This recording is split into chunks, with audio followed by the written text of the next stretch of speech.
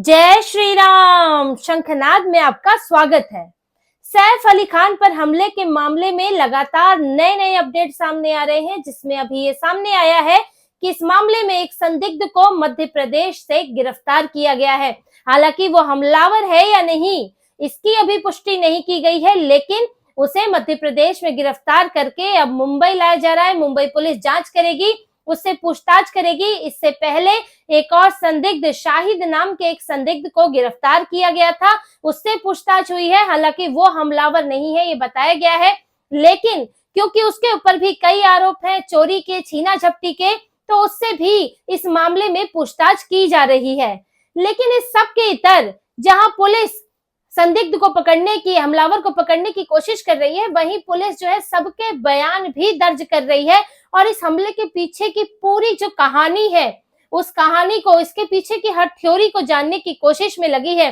करीना कपूर, उनके घर की सहायिकाएं, बच्चों की आया जिन्हें नैनी लिखा जा रहा है, इन सब से सवाल पूछे जा रहे हैं और पूरी गुत्थी सुलझाने की कोशिश हो रही है।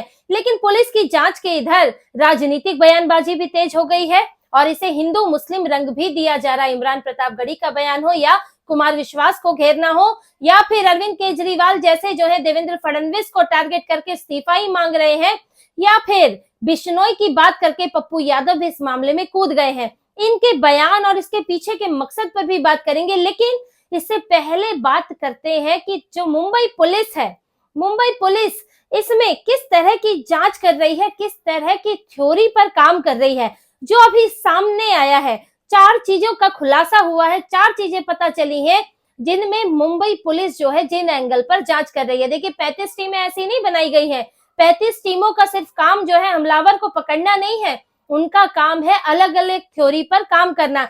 जिनमें सबसे अहम थ्योरी जिसके बारे में हम सबसे पहले चर्चा करेंगे वो है कि क्या ये हमला बाहर का है या घर का है।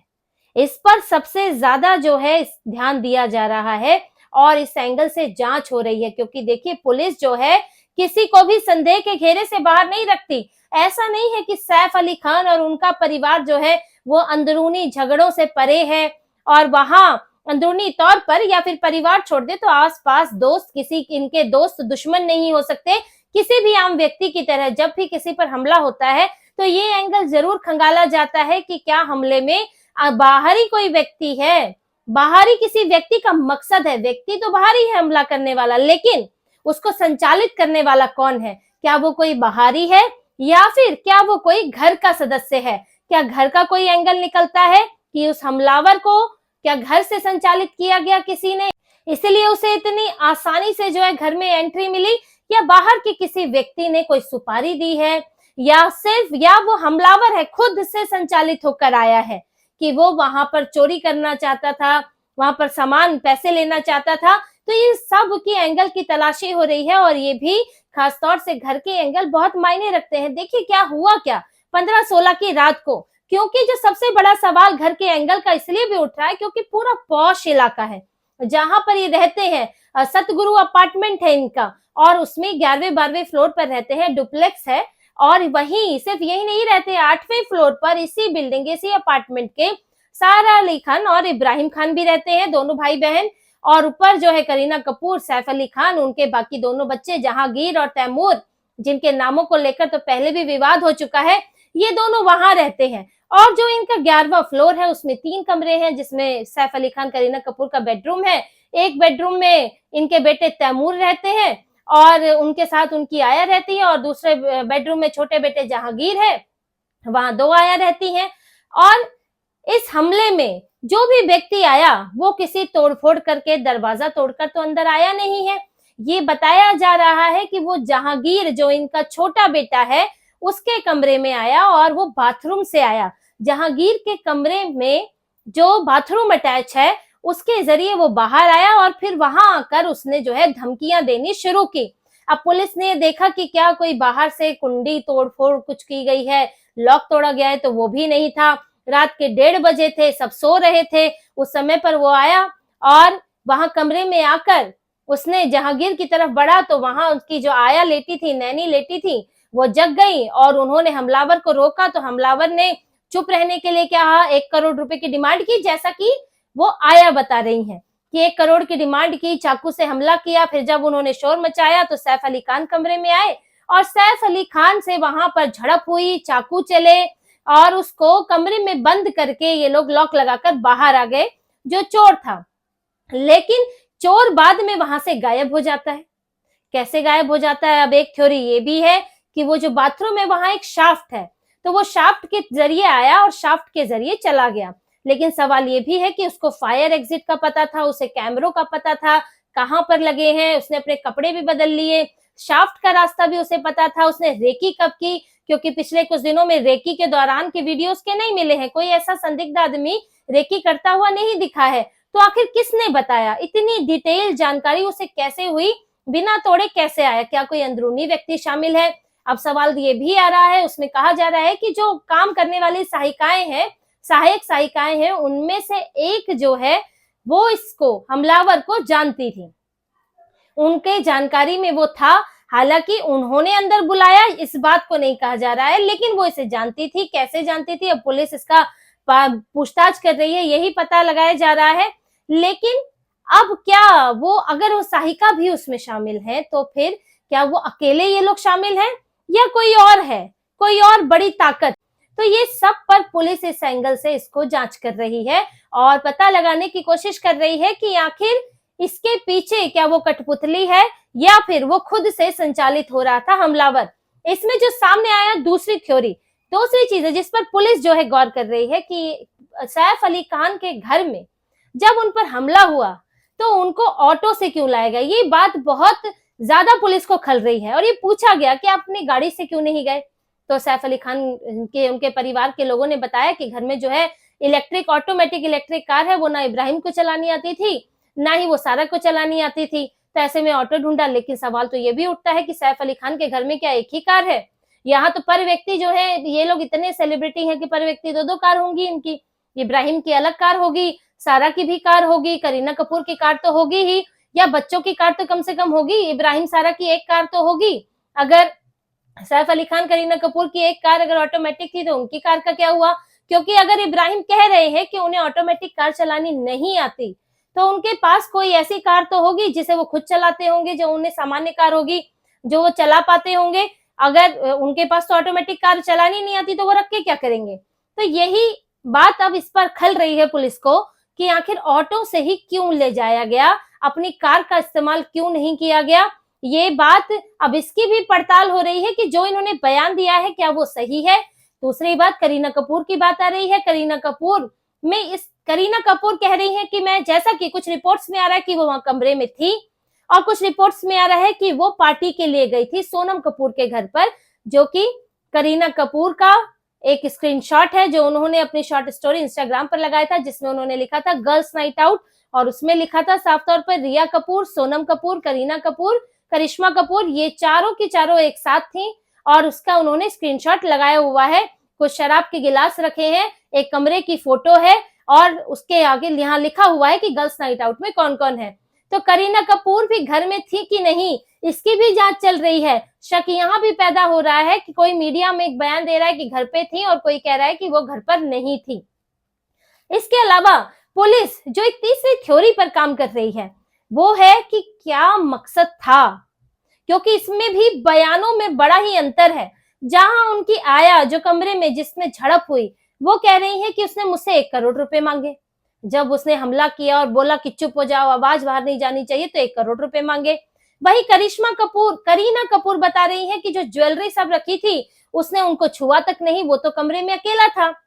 तैमूर जहांगीर के कमरे में वो अकेला था जब उसे बंद करके चले गए। उस कमरे में भी कुछ सामान था, वो ना कोई सामान उठा के ले गया, ना वो घर में रखी कोई ज्वेलरी उठा कर ले गया। और वो क्या 1 करोड़ रुपए अगर वो पैसे मांग रहा था तो उसको पैसों की जगह ज्वेलरी मिल रही थी, उठा के ले जाता। भाग तो वो तब भी रहा था, बैग उसके पास था, वो अपने कपड़े भी बदले, उसने इतना समय तो उसने लिया ही, तो वो कुछ लेके क्यों नहीं गया, इस पर भी सवाल उठ रहा है। और वो तो अच्छी तरह से वाकिफ था, उसको तो ये भी नहीं था कि एग्जिट ढूंढनी है, कहां से जाना है, सब उसको पता था। तो यहाँ मकसद क्या था? क्या मकसद पैसा था? क्या मकसद कोई बदला था? सैफ अली खान, उनसे जुड़े जो लोग होंगे, क्या कोई बदले के तहत कोई ये किया गया, या फिर कोई और मकसद था? क्या डराना मकसद था? तो इस सब पर अब सवाल उठ रहे हैं और पुलिस ये जांच कर रही है। चौथा एंगल, क्या इसे हिंदू मुस्लिम बनाने के मकसद से तो नहीं किया गया? क्योंकि जो अभी महाराष्ट्र में हुआ है, जिस तरह से बाबा सिद्दीकी की हत्या हुई, सरेआम गोली मार दी गई, सलमान खान को तो बरसों बरसों से जो है धमकियां मिल रही हैं, कभी शांत हो जाती है, कभी फिर से धमकियां मिलने लगती है, अभी फिर से मिलने लगी। अब उसमें सैफ अली खान की बात भी आ गई। सैफ अली खान जो है वो अपने बयानों को लेकर और अपने बेटों के नामों को लेकर, जिस तरह से आक्रांताओं के नाम उन्होंने रखे अपने बच्चों के, विवाद में तो रहे हैं और वो इस तरह के बयान देते हैं जो कि पूरे मुस्लिम परस्त बयान होते हैं। तो ये सैफ अली खान की जो उनकी जो छवि है उसको भुनाते हुए क्या कहीं हिंदुओं को टारगेट किया जा रहा है? क्योंकि जैसे ही हमला हुआ, इमरान प्रतापगढ़ी ने क्या मामला उठा दिया कि पहले उनके खिलाफ सैफ अली खान के खिलाफ नफरती बयान दिए गए और अब जो है उन पर हमला हो गया। अब स्पष्ट तौर पर नहीं कहेंगे, लेकिन इशारा वही था जो कुमार विश्वास ने सैफ अली खान को लेकर कहा था। उन्होंने कहा था उनके बच्चों के नाम और शादी को लेकर, दोनों शादियां जो है हिंदू लड़कियों से हैं। हालांकि उन्होंने स्पष्ट तौर पर नहीं कहा, उन्होंने कहा कि आप जो है टिकट भी हम खरीदे, हमसे उनका मतलब है इस देश के लोगों से, इस देश में जिन्होंने आक्रांताओं को झेला, उन लोगों से, सनातन संस्कृति के लोगों से उनका मतलब है कि टिकट भी हम खरीदें, आपकी फिल्म भी हम चलवाएं, हीरोइन आपको बनवाएं, हीरो आपको बनवाएं, और आप नाम रखेंगे उन लोगों के, अपने बच्चों के लिए वो नाम चुनेंगे जिन्होंने इस देश पर हमला किया, जो आक्रांता रहे, जिन्होंने यहाँ की महिलाओं बच्चियों के साथ रेप किया। क्या आपको कोई और नाम नहीं मिले थे रखने के लिए? उन्होंने ये सवाल उठाया था और सवाल कोई बहुत पहली बार नहीं उठाया, जब जब नाम रखे गए हैं तब तब उठाए सवाल। लेकिन जैसे ये हमला हुआ तो इमरान प्रतापगढ़ी ने ये बात बोल दी और इसके बाद जो कुमार विश्वास का मामला भी छिड़ गया। तो कहीं ना कहीं हिंदुओं को टारगेट किया जा रहा है, जबकि जो पहला संदिग्ध पकड़ा गया वो मुसलमान है, शाहिद उसका नाम है, वो किस हद तक जुड़ा हुआ है इसकी तो जांच हो रही है। लेकिन अभी तक अगर वो हमलावर हिंदू भी है तो ये भी बात देखने की है कि वो क्या उसका मकसद था, ये आप इसको क्या रंग देना चाह रहे हैं? क्योंकि पुलिस ने तो बोला है कि कोई बाहरी गैंग इसमें शामिल नहीं है, ये व्यक्ति अपने स्तर से काम कर रहा है या किसी ऐसे व्यक्ति के स्तर से काम कर रहा है जो किसी बड़े गैंग से नहीं जुड़ा हुआ है। तो आप इसको जबरदस्ती हिंदू मुस्लिम रंग क्यों दे रहे हैं? आप इसमें हिंदुओं को टारगेट करने की कोशिश कर रहे हैं। साथ ही एक और एंगल है जो सामने आया है, उस एंगल को पुलिस ने उस पर नहीं कुछ कहा है, लेकिन एक्टिविस्ट एंड और इन्वेस्टिगेटिव जर्नलिस्ट है विजय पटेल, विजय गजेरा नाम से ट्विटर भी है उनका, उन्होंने एक थ्योरी को सामने रखा है। उनका ये कहना है कि ये पूरा पीआर स्टंट है। सैफ अली खान की एक फिल्म आने वाली है ज्वेल थीफ, जिसके डायरेक्टर सिद्धार्थ आनंद है, और उस फिल्म को देखते हुए उसके पीआर के लिए ये पूरा नाटक रचा गया कि कोई हमला हुआ, कोई हमलावर आया, हमला किया गया, अस्पताल में भर्ती हुए।